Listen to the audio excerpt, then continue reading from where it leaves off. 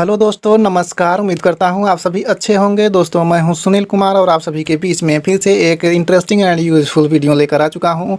दोस्तों, हम पहले ही बात कर चुके थे कि आय प्रमाण पत्र कैसे बनाया जाता है। उसका वीडियो हमने आपको कंप्लीट प्रोवाइड करा दिया है।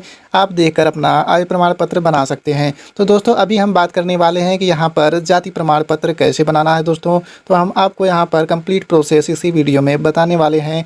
तो चलिए दोस्तों, अभी हम आ जाते हैं अपने ई डिस्ट्रिक्ट के ऑफिशियल वेबसाइट पर। तो आप देख सकते हैं कि यहाँ पर आपका ई डिस्ट्रिक्ट डैशबोर्ड ओपन होके आपके सामने प्रेजेंट है। दोस्तों, अब यहाँ पर आपको क्या करना है कि ई डिस्ट्रिक्ट को सबसे पहले आपको यहाँ पर लॉगिन कर लेना है। तो लॉगिन बटन के ऊपर यहाँ पर हमें क्लिक कर लेना है। दोस्तों, जैसे ही हम यहाँ पर क्लिक करते हैं, यहाँ पर आपके सामने लॉगिन का डैशबोर्ड ओपन होके आ जाता है। अब यहाँ पर सेलेक्ट लॉगिन टाइप पर आपको क्लिक कर देना है। यहाँ पर आपको जिस प्रकार से आप यहाँ पर लॉगिन करना चाहते हैं उसे आप लॉगिन कर लेंगे। तो यहाँ पर CSC यूजर ई डिस्ट्रिक्ट यूजर, तो आप चाहे ई डिस्ट्रिक्ट यूजर हैं या फिर आप CSC है के यूजर हैं, तो आप यहाँ इसी पर क्लिक कर लेंगे। इतना करने के बाद यहाँ पर आपका यूज़र आईडी जो होता है उसे आप यहाँ पर फिल कर लेंगे। इसके बाद अपना पासवर्ड यहाँ पर फिल कर लेंगे और जो एक कैप्चा यहाँ पर आपको दिखाई दे रहा है दोस्तों, आप उस कैप्चा को यहाँ पर फिल कर लेंगे और सिंपली सबमिट बटन पर क्लिक कर देंगे। आप बहुत ही आसानी से लॉगिन हो जाते हैं। देख सकते हैं दोस्तों कि यहाँ पर हम लॉगिन हो चुके हैं। अभी हम दोस्तों आपको बताने वाले हैं कि जाति प्रमाण पत्र का आवेदन पत्र कैसे भरेंगे, उसे अप्रूवल कैसे मिलेगा, आपका जाति प्रमाण पत्र बन के कैसे आने वाला है। तो चलिए दोस्तों, अभी हम आपको बताते हैं। तो हम यहाँ पर चलते हैं, जाति प्रमाण पत्र हिंदी पर क्लिक कर लेते हैं। यदि आप इंग्लिश में बनाना चाहते हैं तो यहाँ अंग्रेजी पर क्लिक कर लेंगे। तो हम हिंदी में ही बनाना चाहते हैं दोस्तों, तो हमें जाति प्रमाण पत्र पर क्लिक कर देना है। अब आप देख सकते हैं दोस्तों कि यहाँ पर हमें जाति प्रमाण पत्र बनाने के लिए हमारा फॉर्म ओपन होके आ चुका है। अब यहाँ पर आप देख सकते हैं ऊपर की तरफ आपको दिखाई दे रहा है जाति प्रमाण पत्र हेतु आवेदन पत्र। तो आपको यहाँ पर सबसे पहले क्या सिलेक्शन करना है कि आप ग्रामीण हैं या फिर नगरीय हैं, तो आपको यहाँ पर अपने हिसाब से सेलेक्ट कर लेना है। यहाँ पर हम ग्रामीण हैं दोस्तों, तो हम ग्रामीण पर क्लिक कर लेते हैं। इसके बाद प्रार्थी का नाम हिंदी में यहाँ पर हमें टाइप कर देना है। इसके बाद यहाँ पर प्रार्थी का नाम अंग्रेजी में टाइप कर देना है। जो कैंडिडेट होता है दोस्तों यहाँ पर आपका, उसका नाम यहाँ पर हिंदी में और इंग्लिश में टाइप कर देना है। इसके बाद यहाँ पर बोला जाता है दोस्तों कि पिता पति संरक्षक का नाम, यहाँ पर जो भी उनके पास अवेलेबल है, जो भी आधार कार्ड में उनके पास पिता है, पति है या फिर संरक्षक कोई है यानी गार्जियन कोई है, तो यहाँ पर उस पर क्लिक करके यहाँ पर आप फिल कर देंगे उनका नाम। तो जैसे यहाँ पर पति हैं तो पति पर हम क्लिक कर लेते हैं और उनका नाम यहाँ, उनके पति का नाम यहाँ पर फिल कर लेते हैं। इसके बाद कैंडिडेट के जो माता हैं उनके माता का नाम यहाँ पर फिल कर देना है। इसके बाद नीचे की तरफ आते हैं दोस्तों, तो यहाँ पर आप देख सकते हैं कि वर्तमान पता यानी मकान नंबर और मोहल्ला या फिर पोस्ट ग्राम में एक पद अनिवार्य है। तो यहाँ पर जो आप देख सकते हैं मकान संख्या या फिर पोस्ट या मोहल्ला तो जो होता है दोस्तों, यहाँ पर आपको एक फिल कर लेना है। अन्यथा आपके पास सब कुछ अवेलेबल है तो यहाँ पर सब कुछ आप फिल कर लेते हैं। तो यहाँ पर क्या होता है दोस्तों कि मकान नंबर यहाँ पर आपसे पूछा गया है तो आपके पास अवेलेबल है तो यहाँ पर आप फिल कर लेंगे, अन्यथा आप इसे छोड़ सकते हैं।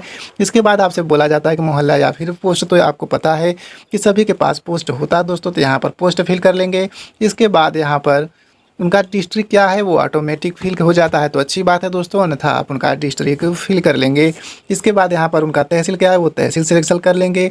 इसके बाद उनका ग्राम, जो गांव का नाम है उसे यहाँ पर फिल कर लेंगे।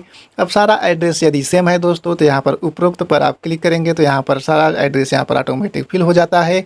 अन्यथा आपका एड्रेस चेंज है, आप दूसरी जगह पर रहते हैं, वहाँ पर अपना जाति प्रमाण पत्र बनाना चाहते हैं तो यहाँ पर आप क्लिक नहीं करेंगे दोस्तों, यहाँ पर सेपरेट टाइप कर लेंगे जो आपका एड्रेस है। इसके बाद यहाँ पर आप अपना मोबाइल नंबर फिल कर लेंगे और यहाँ पर आप बता सकते हैं कि प्रमाण पत्र का प्रारूप क्या होने वाला है। तो यहाँ पर हिंदी में लिए हैं तो यहाँ पर पहले से ही सिलेक्ट है हिंदी। अब यहाँ पर आ जाना है दोस्तों यहाँ पर जाति पर जैसे ही आप आते हैं तो यहाँ पर जाति चुनने पर क्लिक कर लेना है दोस्तों। अब यहाँ पर आपसे बोला जाता है कि आप पिछड़ी जाति से हैं या फिर अनुसूचित जाति से हैं या फिर अनुसूचित जनजाति से हैं या फिर भी मुक्त हैं, तो आप अपने हिसाब से सिलेक्ट कर लेंगे। तो ये पिछड़ी जाति से हैं दोस्तों, तो हम यहाँ पर पिछड़ी जाति पर क्लिक कर लेते हैं। अब उनसे पूछा जाता है कि उनका उपजाति क्या है, तो यहाँ पर आप क्लिक करेंगे। जैसे ही क्लिक करेंगे दोस्तों तो यहाँ पर दिखाई दे रहा है दोस्तों कि आपका कौन सा जाति है, यहाँ पर आप अपना सिलेक्शन कर सकते हैं। सिलेक्शन करने के बाद दोस्तों आपको उसी पर क्लिक कर देना है। क्लिक करने के बाद दोस्तों आप आगे की तरफ बढ़ जाते हैं। यहाँ पर आपसे पूछा जाता है कि प्रमाण पत्र बनवाने का कारण क्या है, आप किस लिए प्रमाण पत्र अपना बनवा रहे हैं। तो यहाँ पर टाइप कर देंगे आप, जैसे कि हमारा आवश्यक कार्य हेतु है तो हम यहाँ पर टाइप कर लिए हैं दोस्तों कि आवश्यक कार्य हेतु। आप देख सकते हैं यहाँ पर सही का टिक दिख रहा है। इसके बाद नीचे की तरफ आप आ जाते हैं, तो क्या इससे पूर्व जाति प्रमाण पत्र आपका जारी हुआ है, तो यहाँ पर नहीं पर क्लिक कर देंगे। यदि जारी हुआ है तो आप हाँ पर क्लिक करेंगे, तो वहाँ पर आपसे आवेदन संख्या मांगा जाएगा दोस्तों। तो हम आपको रिकमेंड करेंगे कि आप नहीं पर ही क्लिक करें, क्योंकि आपको यहाँ पर आवेदन संख्या फिल नहीं करना पड़ेगा। अब यहाँ पर आपसे बोला जाता है कि आवेदन शुल्क का भुगतान कर दिया है, तो यहाँ पर आपको नहीं पर नहीं क्लिक करना है दोस्तों, आपको सिंपली यहाँ पर ही रहना देना है। अब यहाँ पर आपसे बोला जाता है कि राशन कार्ड संख्या यानी परिवार की आईडी जो है आपको यहाँ पर फिल कर देना है। अब दोस्तों राशन कार्ड संख्या क्या है कि अभी मैंडेटरी नहीं है, यदि आप इसे छोड़ना चाहें तो आप छोड़ सकते हैं, यदि आपके पास है तो आप यहाँ पर इसे फिल कर सकते हैं। इसके बाद दोस्तों आप आ जाते हैं यहाँ पर संलग्न शीर्षक के बारे में। तो यहाँ पर अटैचमेंट टाइटल जो होता है, आप यहाँ पर क्या क्या देना चाहते हैं, आपके पास क्या क्या अवेलेबल है, आप उसे दे सकते हैं। तो अब उसमें चुने पर जैसे ही आप क्लिक करते हैं दोस्तों, अब यहाँ पर आपसे बोला जाता है कि यहाँ पर आप अपना फ़ोटो देख सकते हैं। अब फोटो में साइज़ होता है दोस्तों कि 50 KB से ऊपर नहीं होना चाहिए, उससे कम रहेगा तो चल जाएगा, लेकिन 50 KB से ऊपर नहीं होना चाहिए। और यहाँ पर आपको दिया गया है स्वप्रमाणित घोषणा पत्र, आप इसे यहाँ पर फिल कर सकते हैं दोस्तों, फिल करके अपलोड कर लेंगे अपना स्कैन करके।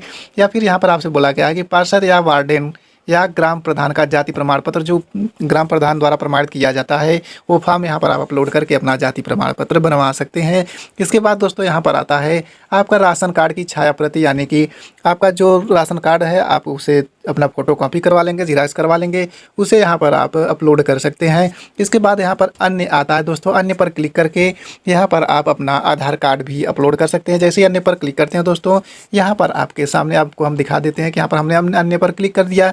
अब यहाँ पर एक बॉक्स ओपन होकर आ गया है, यहाँ पर बोला गया है कि अन्य संलग्न शीर्षक, तो आपको यहाँ पर टाइप कर लेना है आधार कार्ड।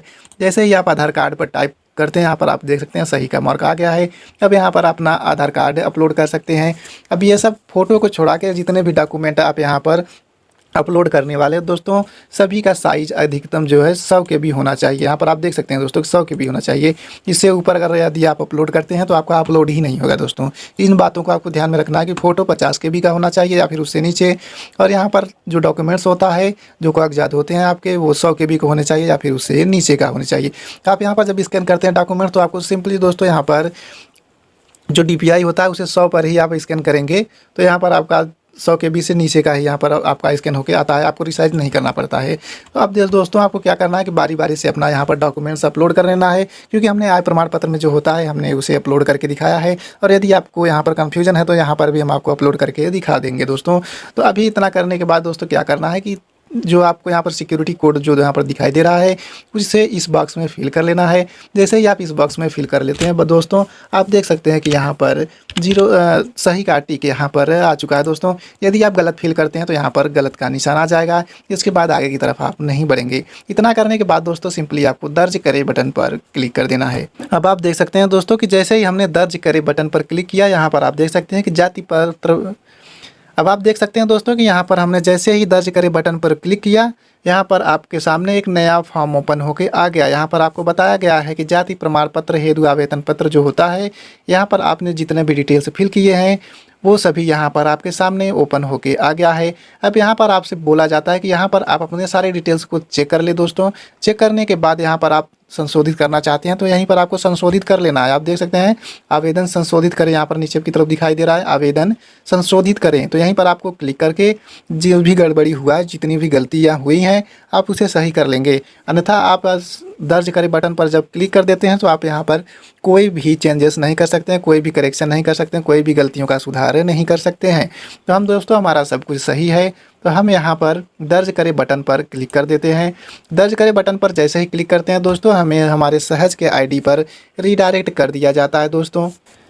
अब यहाँ पर दोस्तों हम आपको एक और बात बताना चाहते हैं कि जैसे आपने यहाँ पर सब कुछ कर लिया और यहाँ पर जब आप दर्ज करें बटन पर क्लिक करते हैं अपना पेमेंट काटने के लिए या फिर पेमेंट कटाने के लिए, तो यहाँ पर किसी कारणवश जैसे नेटवर्क प्रॉब्लम या इशू हो जाता है, नेटवर्क इशू हो जाता है या फिर कोई अदर कारण से यहाँ पर आपका लॉग आउट हो जाता है यहाँ पर आप अपना पेमेंट नहीं कटवा पाते हैं।